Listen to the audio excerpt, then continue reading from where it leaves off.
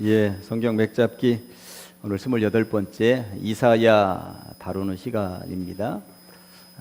이사야는 독특하죠. 특별히 신구약 성경을 통틀어서 가장 긴 분량을 차지라고 그러면 시편 150편까지 있는 시편을 얘기할 수 있겠습니다만, 시편은 단독적인 시들을 다 150개를 가려 뽑아서 모아놓은 거기 때문에 한 사람이 쓴 시라고 할 수 없습니다.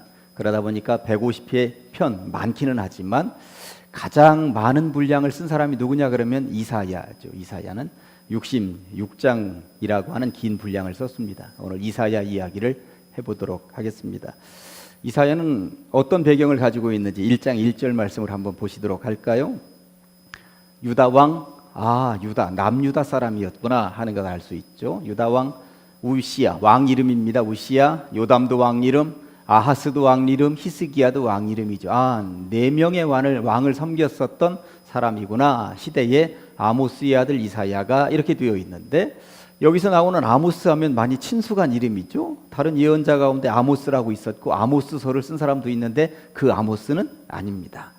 동명이인이라고 보시면 되는 것입니다. 아모스의 아들 이사야가 유다와 예루살렘에 관하여 본 계시라고 되어져 있습니다. 예루살렘에서 살고 있었구나 하는 것을 알 수 있는데, 이사야를 읽어보면 예루살렘을 중심으로 해서 예루살렘에 대한 해박한 지식, 예루살렘의 거리를 잘 알고 있습니다. 그러니까 그의 부모 세대로부터 예루살렘에 살고 있었겠구나, 그리고 예루살렘에서 어릴 때부터 자랐겠구나, 그러니까 예루살렘 골목골목 어디든지 다 잘 알고 있었겠구나, 책을 읽으면서 이것을 알 수 있습니다. 갈릴리 지역은 주로 서민들이 살고 있었던 지역, 물고기 잡고 농사 짓던 사람들, 그리고 남쪽에 있었던 예루살렘을 중심으로 해서 유다라고 하는 지역은 좀 부유한 사람들, 종교 지도자, 정치 지도자들이, 권력자들이 살고 있는 지역이라고 볼 때에, 이사야는 저 글을 쓴 냄새도 그렇고 뭔가 배운 냄새가 나고요, 고위직 냄새도 나고 그렇습니다. 그렇다고 아모스가 정확하게 어떤 직업을 가지고 있었던, 그러니까 이사야의 아버지가 어떤 직업을 가지고 있었는지는 분명하게 기록되어져 있지 않지만, 이사야의 글을 통해서 많이 배운 사람 집안이구나 하는 것을 유추해서 볼 수 있다라고 하는 것입니다. 아무튼 이사야, 그 이사야를 하나님께서 부르시는데 6장 8절 말씀이 오늘 본문에 나와 있습니다만 이렇게 되어 있습니다. 내가 또 주의 목소리를 들으니, 여기서 나는 당연히 이사야죠. 주께서 이르시되 내가 누구를 보내며 누가 우리를 위하여 갈꼬 하는 것입니다. 백성들에게 이 하나님의 메시지를 누가 전달할까? 백성들에게 가서 전달하는 그 메신저 역할을 누가 할 것인가? 너무 빨리 지나쳤어요. 다 그냥 보여주세요. 그때 내가 이르되 내가 여기 있나이다, 나를 보내소서, 그렇게 하나님의 부르심 소명에 뒤에 사명감을 가지고 제가 가겠습니다 했다라고 하는 거죠. 제가 지난주에도 말씀을 드렸듯이 소명과 사명이 잘 맞아 떨어질 때에 거기에 폭발력을 발휘해서 할 수 있다라고 하는 것입니다. 소명이 있는데 사명감이 불타지 않았었던 그런 사람들이 있었습니다. 처음에는 이 모세를 불렀는데, 하나님이 불렀는데 사명감이 곧바로 불타지 않았죠. 못 갑니다. 안 된다니까요. 저 말도 못하고 너 늙었습니다. 그러면서 사명감이 나중에 그냥 불탄 사람들이 있습니다. 그리고 달려갔죠. 지난주에 보셨던 예레미야 같은 경우도 처음에 나는 아이라 말을 못합니다 하면서 못 간다고 사명감이 불타는 것이 좀 늦어졌던 사람들이 있습니다. 그런데 시동이 늦게 걸렸다고 하여서 아주 그 사람들이 못난 사람들은 아니에요. 시동이 늦게 걸렸을 뿐이지 모세나 예레미야나 얼마나 위대한 사람들입니까? 다만 소명이 있고 거기에 사명감을 가지고 불타서 달려나갈 수 있는가 하는 것이 중요한 것이죠. 때로는 이사야처럼 저렇게 빠르게, 세상 말로 발동이 걸리는 사람도 있고, 모세나 예레미야처럼 조금 늦어지긴 했습니다만 그래도 불이 붙어서 달려나간 사람들이 있구나 하는 것을 알 수 있습니다. 아무튼 아모스의 아들 이사야가 오늘 부름을 받았습니다. 근데 이사야서를 읽으면서, 이사야서가 전체적으로 66장으로 되어져 있어요. 신구약 성경도 다 합치면 몇 권으로? 66권으로 되어져 있습니다. 66권. 구약 성경 39권, 신약 성경 27권으로 되어져 있습니다. 그런데 이사야라고 하는 이 책은 제가 거기 표로 나와 있습니다만 1부가 나와 있고 2부이거나 아니면 2부, 3부로 나뉘어지거나 학자들이 이렇게 주장을 하죠. 일부는 어디까지냐면 일부는 39장까지를 일부라고 이야기를 합니다. 39장까지. 39장까지는 진짜 이사야가 썼습니다. 이사야가 자기에게 나타나신 하나님의 명령을 받으면서 하나님께서 전달하라고 하는 그 메시지를 그대로 백성들에게 다 전달했습니다. 그런데 그 전달하는 내용은 이렇게 살다가는 망한다라고 하는 내용이었죠. 이사야 1장 4절부터 6절까지는 이렇게 되어 있습니다. 그 당시에 슬프다 범죄한 나라요 허물진 백성이요 행악의 종자요 행위가 부패한 자식이로다. 그들이 여호와를 버리며 이스라엘의 거룩하신 이를 만홀히 여겨 멀리하고 물러갔도다. 너희가 어찌하여 매를 더 맞으려고 패역을 거듭하느냐. 온 머리는 병들었고 온 마음은 피곤하였으며 발바닥에서 머리까지 성한 곳이 없이 상한 것과 터진 것과 새로 맞은 흔적뿐이거늘 그것을 짜며 싸매며 기름으로 부드럽게 함을 받지 못하였도다. 요게 이사야가 선포하는 그 시대의 배경적인 백성들의 상태였다라고 하는 것이죠. 그러다 보니 이사야 1장부터 39장까지는 이렇게 살고 있으니 저 1장부터 지금 저렇게 백성들의 죄악상을 얘기하고 있는 것 아닙니까? 그러다 보니 이렇게 살다가는 망한다는 이야기가 39장까지 기록되어져 있습니다. 이게 일부입니다. 신기하게도 구약 39권인데 여기 일부가 39권으로 되어져 있어요. 그리고 나서 망합니다. 39장까지 써서 하나님의 말씀을 선포하고 이렇게 살다가는 망한다 하는데 백성들이 돌아오지 않는 거죠. 물론 그 이후에도 다른 왕들이 있었고 예레미야 같은 경우도 그 뒤에도 예언을 하고 그랬으니까 예레미야가 예언할 때는 이미 이사야는 죽었어요. 벌써 떠났습니다. 이미 떠났습니다. 그러니까 39장까지 쓰고 그리고 나라가 망하지 않는 모습을 다 보고 이제 떠났어요. 나라가 망하는 모습은 나중에 예레미야가 본 것입니다. 그런데 나라가 정작 망했고 그리고 바벨론의 포로로 잡혀갔습니다. 바벨론의 포로로 잡혀간 백성들을 보면서 하나님께서 너무나도 안타까우셨죠. 이제 이사야는 없습니다. 그런데 포로로 잡혀간 사람들 가운데 하나님의 메시지를 듣는 선지자 그룹들, 하나님의 메시지를 연구하면서 노력하는 학자 그룹들이 있었던 것이죠. 그러면서 그들이 기도하면서 말씀을 연구하면서 하나님의 음성을 들었던 것이 분명합니다. 그러면서 하나님의 음성을 들었는데 이 메시지를 그냥 우리 이름으로 하기에는 다른 사람들이 듣지 않을 수도 있으니 누구의 이름을 좀 빌리자? 이사야의 이름을 빌려서 그 뒤에다가 붙이자. 그러면서 40장부터 뒷부분은 멸망당해서 포로로 잡혀가 있는 백성들에게 이사야의 이름, 이사야라고 하는 그 책 뒤에다가 붙여서 이제 계속 이어지게 했다라고 하는 것이죠. 그래서 40장 1절과 2절 말씀은 이렇게 되어 있습니다. 너희 하나님이 이르시되 너희는 위로하라. 누구를? 내 백성을 위로하라. 왜 위로해야 될까요? 지금 나라가 망했고 포로로 잡혀와 있는 거예요. 그러니 그들을 위로하는 메시지를 하나님으로부터 들었다라고 하는 거죠.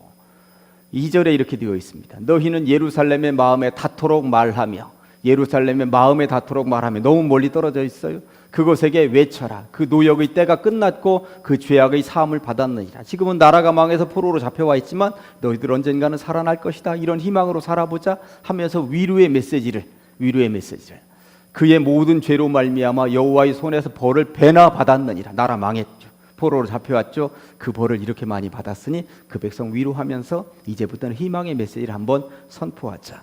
그러면서 42장 3절이 이렇게 중요한 메시지, 우리가 알고 있는 메시지가 이런 배경에 나온 거예요. 같이 한번 읽어보실까요? 시작. 상한 갈대를 꺾지 아니하며 꺼져가는 등불을 끄지 아니하고 진실로 정의를 시행할 것이며. 우리가 기도할 때도 우리가 힘들고 어려울 때도 자주 인용하는 성경 말씀이 저런 배경에서 나왔구나. 나라가 망했는데 포로로 잡혀가 있는데 그 백성들 지금은 꺾인 것 같지만 완전히 꺾이지 않았고 지금은 꺼져가는 등불 같지만 이 나라 이 민족 완전히 꺼버리지 않고 새로운 희망으로 너희들 살릴 것이다. 이런 메시지를 포로로 잡혀가 있는 백성들에게 주니 이들이 얼마나 용기를 얻었겠어요. 사실 얼마나 용기를 얻었겠습니까? 그러니까 이사야는 사라졌지만 이사야의 그 정신을 이어받는 신앙의 후진들, 학자들이 거기다가 붙이면서 포로 시기에 백성들을 위로하는 그런 메시지를 선포했다고 하는 것입니다. 그러니 여러분들 이사야를 읽을 때에는 이거 39권, 27권을 생각하시면서 39장까지 읽었으면 일부가 끝났구나. 이제 나라가 망했구나. 그러면 40장 읽으면서 맞아. 여기서부터 하나님의 위로가 있다고 그랬던 메시지가 여기서부터 시작되는구나 하면서 성경을 읽으시면 그 배경을 따라서 읽기 때문에 훨씬 더 수월할 수 있다라고 하는 것입니다. 그래서 일부 학자들은 40장부터 66장까지를 그냥 그룹이 똑같이 썼다라고 주장을 하는데, 어떤 학자들은 여기도 또 그 구분을 해서 2부와 3부로 나누어진다고 구분을 하는 학자들도 있어요. 참고적으로 그냥 알고 계시면 그 40장부터 55장까지는 바벨론의 포로로 잡혀가 있는 백성들에게 위로하는 메시지였다면, 이제 70년 후에 이제 바벨론이 무너지고 포로에서 돌아오잖아요. 고향 땅으로, 예루살렘으로 돌아오잖아요. 돌아온 백성들에게 새로운 회복, 이제는 돌아왔으니까 새로운 희망을 가지고 회복을 선포하고 있다. 그러면서 3부로 구분하는 학자들도 있습니다. 정말 그러한지 60장 1절에서 3절까지 보실까요? 일어나라, 빛을 발하라. 언제까지 그렇게 주저앉아 있겠느냐? 언제까지 옛날 얘기만 하고 있겠느냐? 일어나라, 이 민족아. 이제 땅 되찾았고 돌아왔으니 일어나라, 빛을 발하라. 이는 내 빛이 이르렀고, 어디로? 약속의 땅으로 다시 이르렀고, 여호와의 영광이 내 위에 임하였음이니라. 이런 배경에서 나온 거다라고 하는 거죠. 보라, 어둠이 땅을 덮을 것이며 캄캄함이 만민을 가리려니와 오직 여호와께서 내 위에 임하실 것이며 그의 영광이 내 위에 나타나리니 나라들은 내 빛으로, 왕들은 비치는 내 광명으로 나아오리라. 너희들을 이제 다 빛이 꺼졌다고 생각을 했지만 이제 다시 너희들 환한 빛으로, 세상은 어둡지만 너희들을 통해서 새로운 세상을 만들어갈 것이다. 이런 놀라운 회복, 다시 서는 그 민족에 대한 이야기를 하고 있다라고 하는 것입니다. 그런 배경. 61장 지나갔어요? 60장만 봤는데 61장도 보면 한 군데만 더 보고 지나가겠습니다. 이제 이 민족이 돌아와서 회복하면서 주 여호와의 영이 내게 내리셨으니 이는 여호와께서 내게 기름을 부으사 가난한 자에게 아름다운 소식을 전하게 하려 하십니다. 그런 전달자 역할을, 나를 보내사 마음이 상한 자를 고치며 포로된 자에게 자유를, 갇힌 자에게 노임을 선포하며 여호와의 은혜의 해와 우리 하나님의 보복의 날을 선포하여 모든 슬픈 자를 위로하되 무릇 시온에서 슬퍼하는 자에게 화관을 주어 그 죄를 대신하며 희락의 기름으로 그 슬픔을 대신하며 찬송의 옷으로 그 근심을 대신하시고 그들의 의의 나무 곧 여호와께서 삼으신 그 영광을 나타낼 자라 일컬음을 받게 하려 하심이라 하면서 희망의 메시지를, 이 민족 꺼지지 않았다고, 전혀 꺾이지 않았다고, 너희들을 내가 이런 도구로 사용하겠다고 지금 말씀하고 계신 것이죠. 그러니 포로 시기에도 이들은 힘을 얻었고 포로에서 돌아온 그 고향 땅에서도 다시 힘을 얻어서 나아갈 수 있는 메시지를 어디에 담고 있다? 이사야에 담고 있다라고 하는 것입니다. 그렇게 이사야는 정말 멋지고 위대한 책이라고 하는 것이죠.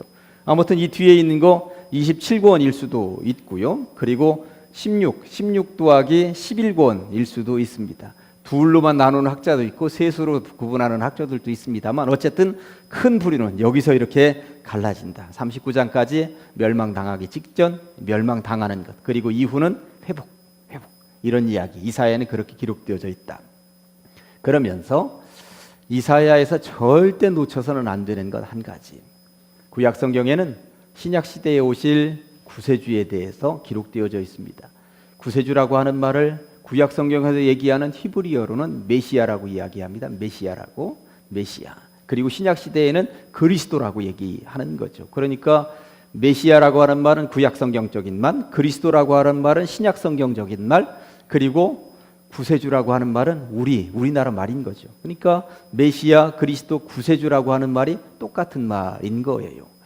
그렇게 상식적으로 알고 계시면서 구약 성경에는 때가 되면 구세주가 오실 것이다, 메시아가 오실 것이다 라고 하는 이야기가 정말 많이 기록되어져 있는데, 그 많은 얘기가 주로 어디에 많이 기록되어져 있냐면 이사야에 기록되어져 있다라고 하는 것입니다. 그래서 이사야라고 하는 책을 구약 속의 신약이라고 하는 별명을 붙여서 부르기도 합니다. 구약 속의 신약이다.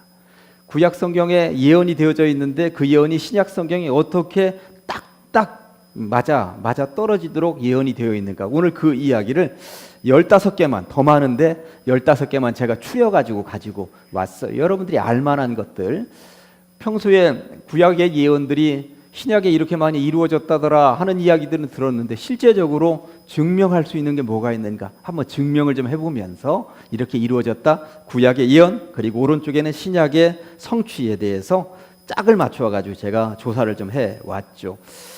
왼쪽에 보면 먼저 7장 14절은 워낙 유명하니까 7장 14절 말씀 요거는 여기에 간략하게 나와 있고 자막에는 성경 구절 제대로 나와 있습니다. 그러므로 주께서 친히 징조를 너희에게 주실 것이라. 보라 처녀가 잉태하여 아들을 낳을 것이요 그 이름을 무엇이라? 임마누엘이라 하리라. 처녀가 잉태하여 아들을 낳을 것이다. 신약 성경에 보면 마태복음에도 누가복음에도 동정녀 처녀가 잉태하여 아들 낳는 이야기가 나와 있습니다. 제가 어느 책을 읽다가 보니까 구약 시대에는 아브라함에게나 다윗에게나 하나님께서 친히 말씀하셨잖아요. 그런데 말씀하시는 것만 가지고 못 믿겠다고 하는 거예요. 눈으로 좀 봤으면 좋겠다고 하는 거예요. 눈으로 좀 봤으면 좋겠다. 조금 아까 이사야 7장 14절 말씀 가지고 처녀가 잉태하여 아들을 낳으면 임마누엘이라 하리라 이런 말씀 주셨을 때 배경이 어떤 배경인지에 대해서 저는 설교 시간에 여러분들에게 가끔 한 번씩 말씀을 드렸어요. 북쪽에 있는 나라들이 연합군을 형성해서 남쪽 유다를 쳐들어왔습니다. 그런데 연합군을 형성해서 쳐들어온 것은 엄청난 거예요. 북이스라엘이 10개 지파로 되어져 있고 남유다는 2개 지파로 되어져 있어요. 지금 남유다 2개 지파를 10개 지파가 형성된 북이스라엘이 또 다른 나라들과 연합군을 형성해서 남쪽으로 쳐내려온 거예요. 어떻게 이겨내겠습니까? 못 이겨내는 거거든요. 못 이겨내는데 이사야가 그때 있었습니다. 이사야가 아하스라고 하는 왕에게 하나님께서 약속을 주셨습니다. 나에게 저 북쪽에서 엄청난 세력이 연합군을 형성해서 쳐내려온다 하더라도 이 남쪽 이기지 못한다라고 하는 약속 주셨습니다. 여러분들 살면서 어떤 질병이 있다 하더라도 하나님이 반드시 치료하신다고 하는 약속 주셨습니다. 어떤 사업을 한다 하더라도 때로는 무모해 보이는 사업일지라도 이 사업을 하나님이 반드시 성공시킬 것이라고 하는 약속 주셨습니다. 할 때 분명히 있잖아요. 그럴 때 있잖아요. 그런데 엄청난 세력들이 쳐내려오는데 남쪽 유다에 그 왕에게 이사야가 가서 하나님이 이 세력들이 이 나라 어찌하지 못합니다. 그러니 하나님이 기도만 하라고 하십니다. 기도만 하라고 하십니다. 그랬을 때 아하스가 기도 안 하죠. 눈에 안 보이는 하나님 못 믿겠다고 하는 것입니다. 못 믿겠다고 하는 것입니다. 당신이 말씀으로 받았다고 했는데 그 말씀을 내가 어떻게 믿겠습니까? 하나님 보여주시면 믿겠습니다. 그러면서 다른 강대국 아수로 찾아가는 거예요. 아수로 찾아가서 북쪽에서 이런 세력들이 쳐들어왔으니 나 좀 도와주십시오 하고 눈에 안 보이는 하나님 안 믿고 눈에 보이는 강대국 믿겠다고 하는 게 이사야 시대 아하스라고 하는 왕이 하는 짓거리였다고 하는 것입니다. 그러다 보니 이 백성들이 말씀만 가지고 안 되니 보여줘야 되겠다. 그러니까 임마누엘의 하나님이 뭐예요? 하나님이 우리와 함께 하신다라고 하는 것은 하나님이 친히 하늘 부자를 버리고 내려오셔서 사람의 모양으로 나타나셔서 함께 호흡하고 함께 식사하고 함께 주무시면서 사람으로서 함께 보여주겠다라고 하는 약속이죠. 그게 이제 구약 시대에 말씀 가지고는 못 믿겠다. 보여주면 믿겠다. 그러면 예수님 시대, 신약 시대가 되었습니다. 예수님이 직접 보여주십니다. 보여주시니까 믿든가요? 믿는 사람들은 믿지만 어차피 안 믿는 사람들은 보여줘도 안 믿어요. 아니라는 거잖아요. 보여주는데도 아니라는 거죠. 그렇게 많은 기적을 베풀고 그렇게 많은 그 사람들을 살려내고 그 놀라운 기적을 보면서도 안 믿잖아요. 그러니까 보여줘도 안 믿어요. 그러면 오늘날 예수님이 오신 지 2000년이 흐른 오늘날은 또 어떤가? 이렇게 투덜거린다는 거예요. 우리 시대는 구약 시대처럼 우리에게도 말씀으로 좀 들려주시고 예수님 시대처럼 우리한테도 좀 보여주셨다면 얼마나 좋았을까? 그러면 믿을 텐데 이러고 있다는 것입니다. 어느 목사님이 글을 쓰셨는데 이렇게 쓰셨더라고요. 구약 시대는 안 보여주니까 안 믿겠다 하고 이 신약 시대는 보여줬더니 보여주는 것 가지고 안 되겠다. 그 이분이 구세주라고 하는 거 왜 말씀을 안 하시는 거야? 말씀이 안 들리네? 그러고 있더라는 거예요. 요즘에는 말씀도 안 들리고 보여주지도 않으니까 난 안 믿겠다. 그러고 있다는 것입니다. 어쨌든 이랬든 저랬든 안 믿을 구실만 찾는 시대가 되었구나 하는 생각이 드는 것이죠. 아무튼 처녀가 잉태하여 아들을 낳을 것이라고 임마누엘이라고 할 것이라고 하는 이 약속은 눈에 보이지 않으니까 안 믿겠다고 하는 시대에 그럼 내가 눈으로 보여주마 하면서 약속 주신 것이 그 임마누엘의 약속이었다고 하는 것이고, 지금으로부터 2000년 전 그 약속이 이루어졌다고 하는 것이죠. 2번은 오타가 하나 났는데 이사야 9장 12절이 아니라 1절입니다. 이사야 9장 1절 말씀이 이렇게 예언이 되어져 있었어요. 전에 고통받던 자들에게는 흑암이 없으리로다. 옛적에는 여호와께서 스불론 땅과 납달리 땅이 멸시를 당하게 하셨더니 후에는 해변길과 요단 저쪽 이방의 갈릴리를 영화롭게 하셨느니라. 이방의 갈릴리를 영화롭게 하는 때가 올 것이다. 갈릴리는 그냥 서민이라고 제가 그냥 편안하게 말씀드리는 것이지, 정말 가난한 사람들, 무지랭이들, 하루 한 끼도 겨우 먹을까 말까 한 사람들이 살고 있는 게 갈릴리였습니다. 그런데 그런 갈릴리에 빛이 비추는 거죠. 누구를 통해? 예수님을 통해. 갈릴리에 예수님이 오셨고 사람들의 먹을거리 해결해 주셨고 사람들의 질병을 해결해 주셨고 사람들의 구원 문제를 해결해 주셨고, 그 갈릴리 땅이 흑암의 땅이 이제 환한 땅이 될 것이다 라고 하는 그러한 예언이 예수님 시대에 그대로 이루어졌다라고 하는 것입니다. 9장 7절 같은 경우는 그 정사와 평강이 더함이 무궁하며 또 다윗의 왕자와 그의 나라를 굳게 세우고 다윗의 후손으로 오실 것이다라고 하는 말이 이사야 9장 7절뿐만 아니라 11장에도 나오고 곳곳에 다윗의 후손으로 올 것이라고 하는 예언이 구약 성경에 등장을 합니다. 구세주가. 그러다 보니 신약 시대에 다윗의 후손, 마태복음 1장 1절에 아브라함과 다윗의 자손 예수 그리스도의 계보라, 아브라함의 후손으로 다윗의 후손으로 오셨다는 것을 마태복음 1장 1절에 분명히 얘기하면서 그게 그렇게 연결되었다고 하는 것을 기록하면서 성경책에 기록되고 있다라고 하는 것입니다. 이런 예언들이 그대로 이루어졌습니다. 4번까지만 하고 조금 넘어가서 이제 또 살펴보려고 합니다. 4번은 왜 해야 되냐면 이사야 40장 3절에서 5절까지 어떤 예언이 되어져 있습니까? 자막 보여주세요. 외치는 자의 소리여 이르되 너희는 광야에서 여호와의 길을 예비하라. 사막에서 우리 하나님의 대로를 평탄하게 하라. 골짜기마다 도두어지며 산마다 언덕마다 낮아지며 고르지 아니한 곳이 평탄하게 되며 험한 곳이 평지가 될 것이요 여호와의 영광이 나타나고 모든 육체가 그것을 함께 보리라. 이는 여호와의 입이 말씀하셨느니라. 무슨 말씀이냐면 구세주가 오시기 전에 구세주가 오시는 길을 평탄하게 해야 구세주가 평안하게 올 수 있을 것이니 미리 와서 외치는 자가 있을 것이다. 누구예요? 신약시대 세례 요한이죠. 저는 복지관에 있을 때 구청장이나 시장이 올 때가 있더라고요. 구청장이나 시장이 복지관에 방문하면 하루 이틀 전에 2, 3일 전에 공무원들 2, 3명이 와요. 와가지고 시장님이 어느 계단으로 올라와서 자리는 어디에 앉아서 연설은 어디에 해서 연설 끝나면 또 어디 가서 앉고 이거 다 조사합니다. 그러니 이게 시장이나 구청장 한 명 오는데도 그러니 대통령이 온다고 생각을 해보십시다. 제가 군부대가 강 건너가면 임진강 강 건너가면 북한 땅인 곳이었어요. 북한 땅인 곳이었어요. 임진강. 우리 부대가 그래도 임진강 결사대였습니다. 거기가. 그런데 대통령이 온다는 거예요. 어느 날. 그러니까 우리 부대 앞에 있는 그 아스팔트를 물청소를 다 했습니다. 다 가가지고 물청소 다 하고 껌 떼고 막 다 했어요. 그랬는데 대통령은 그 도로로 오시지 않고 헬리콥터 타고. 그래가지고 우리가 그 대통령 욕을 얼마나 했나 몰라요. 청소를 며칠을 했는데 그 길로 안 오고. 구청장이나 시청 온다 해도 이렇고 대통령 한 명 납신다 해도 이런데 천하를 구원할 하나님의 독생자 예수 그리스도가 오는데 그냥 오시면 되겠습니까? 미리 준비하는 인물이 있어야죠. 길을 닦아놓는 인물이 있어야 되는 것 아닙니까? 그래도 우리 구주가 오시는데 당연하죠. 세례 요한이 미리 와서 파인 곳이 있으면 메꾸고 높은 곳이 있으면 깎아내려서 길을 만들어 놓고 그 뒤를 구세주가 오실 것이라고 예언이 되어져 있고 이 땅에 세례 요한이 미리 와서 예수님의 길을 준비했다라고 하는 것입니다. 그 예언이 그대로 이 땅에서 이루어졌다라고 하는 것이죠.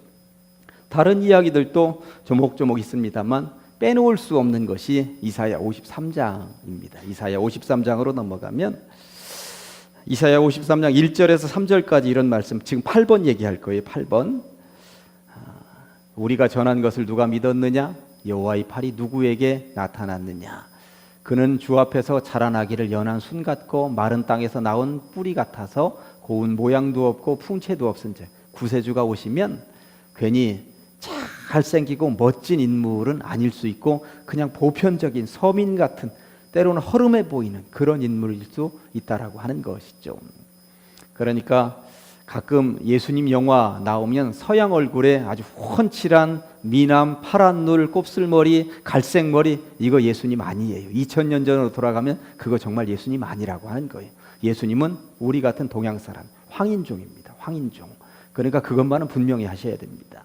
풍채도 없은 자, 우리가 보기에 흠모할 만한 아름다운 것이 없도다. 이 말씀은 제가 진작 한번 드렸어요. 네, 신 아무개 천 뭐 이렇게 하는 그쪽에 이제 대장로로 다는 양반이 자기가 못생긴 것을 저 말씀 가지고 말씀 봐라, 내가 못생긴 것이 저것 때문에 못생긴 거야, 그렇게 주장을 하고 있어요. 실제적으로 그는 멸시를 받아 사람들에게 버림받았으며 간고를 많이 겪었으며 질고를 아는 자라 마치 사람들이 그에게서 얼굴을 가리는 것 같이 멸시를 당하였고 우리도 그를 귀히 여기지 아니하였도다 하면서 사람들에게 거절당하는 이야기들이 나와 있죠. 물론 이사야 53장 전체를 다 할 수는 없습니다만 그럼에도 불구하고 4절부터 8절까지는 그대로 다 제가 읽어야 될 것 같습니다. 여러분들 이 말씀이 무슨 말씀인지는 다 아시겠죠? 4절부터 8절까지 계속 이어서 보여줘 보세요. 그는 실로 우리의 질고를 지고 우리의 슬픔을 당하였거늘 우리는 생각하기를 그는 징벌을 받아 하나님께 맞으며 고난을 당한다 하였노라. 그가 찔림은 우리의 허물 때문이요 그가 상함은 우리의 죄악 때문이라. 그가 징계를 받음으로 우리는 평화를 누리고 그가 채찍에 맞음으로 우리는 나음을 받았도다. 6절이요. 우리는 다 양 같아서 그릇 행하여 각기 제 길로 갔거늘 여호와께서는 우리 모두의 죄악을 그에게, 그분 예수님에게 담당시키셨다는 예언이 있었고 7절. 그가 곤욕을 당하여 괴로울 때에도 그의 입을 열지 아니하였으며 마치 도수장으로 끌려가는 어린 양과 털 깎는 자 앞에 잠잠한 양같이 그의 입을 열지 않고 그 고통을 다 그대로 당하셨다라고 하는 거죠. 그는 곤욕과 신문을 당하고 끌려갔으나 그 세대 중에 누가 생각하기를 그가 살아있는 자들의 땅에서 끊어짐은 마땅히 형벌받을 내 백성의 허물때물이라 하였으리요 하면서 모든 죄악을 다 담당했다고. 신기한 것은 9절 한 번만 보여주실래요? 이 9절 같은 경우는 여러분들 그냥 지나치는데 9절 그는 강포를 행하지 아니하였고 그의 입에 거짓이 없었으나 그의 무덤이 악인들과 함께 있었으며 그가 죽은 후에 부자와 함께 있었도다. 이 말이 어떤 말씀 예언이라고 쓰여 있어요? 12번 보니까 오른쪽에 아리마대 요셉이라고 하는 부자의 무덤에 묻혔잖아요. 그러니까 이런 것들까지도 부자의 무덤에 묻힐 것까지도 다 구약 성경에 예언이 되어져 있었다라고 하는 이야기인 것입니다. 그런 것들이 이사야에 새록새록 숨겨져 있으니 이사야나 읽으면서 그런 보물들이 숨겨져 있는 것을 하나하나 찾아가는 재미가 있고, 그리고 신약 성경에 마태복음 같은 경우 특별히 읽어보면 구약에 이런 말씀이 이렇게 이루어졌습니다 하는 얘기들이 쓰여져 있고, 그리고 이런 연결고리들을 여러분들 머릿속에다 조금이라도 담고 있거나 아니면 성경책에다 그냥 끼워놓고 있으면 구약에 이 말씀이 이렇게 이어졌구나 하는 것을 기억하면서 성경을 읽는 재미가 있을 것이라고 저는 생각을 해봅니다. 아무튼 구약, 옛날 약속, 신약, 새로운 약속입니다. 구약, 옛날 약속은 신약시대 예수님을 통해서 그대로 이루어졌고, 또 새 언약은 우리들과 더불어서 서로 사랑하자며 예수님이 우리들에게 약속하신 것입니다. 아무튼 이사야에 담겨져 있는 보문 같은 것들 놓치지 않고 여러분들 은혜롭게 읽어가시면서 여러분들의 보배로 삼으시면서 읽으시면 아주 큰 교훈이 되실 줄로 믿습니다. 오늘의 말씀은 이사야 7장 14절 가지고 왔습니다. 이사야 7장 14절 말씀, 오늘의 말씀으로 이사야 7장 14절입니다. 두 번 하십니다. 시작. 그러므로 주께서 친히 징조를 너희에게 주실 것이라. 보라, 처녀가 잉태하여 아들을 낳을 것이요 그의 이름을 임마누엘이라 하리라. 그러므로 주께서 친히 징조를 너희에게 주실 것이라. 보라, 처녀가 잉태하여 아들을 낳을 것이요 그의 이름을 임마누엘이라 하리라. 아멘. 기도하십니다. 하나님 아버지 감사합니다. 하나님께서 이 밤에 우리를 불러주시고 성경 맥잡기 이사야를 통하여서 말씀을 듣고 깨닫게 하시니 감사합니다. 구약 성경에 심판이 있었고, 그러나 심판당한 백성들 위로하고 소망을 주시며 회복시켜 주시는 주님을 통하여서 상한 갈대를 꺾지 아니하시며 꺼져가는 등불도 끄지 아니하시는 분이 하나님이신 것을 깨닫게 하시니 감사합니다. 또한 이사야 속에 신약시대에 오실 구세주에 대해서 보배처럼 담겨있는 것을 하나하나 찾아가는 재미를 깨닫게 하시니 감사합니다. 그 보물들이 숨겨져 있는 것을 찾으면서 하나님의 말씀이 신묘막측한 것을 알게 하여 주시옵시고, 말씀을 따라 사는 것이 가장 복되고 아름다운 것임을, 또 열매 맺을 때에 주의 복이 있는 것임을 놓치지 않게 하여 주시옵소서. 예수님의 이름으로 기도합니다.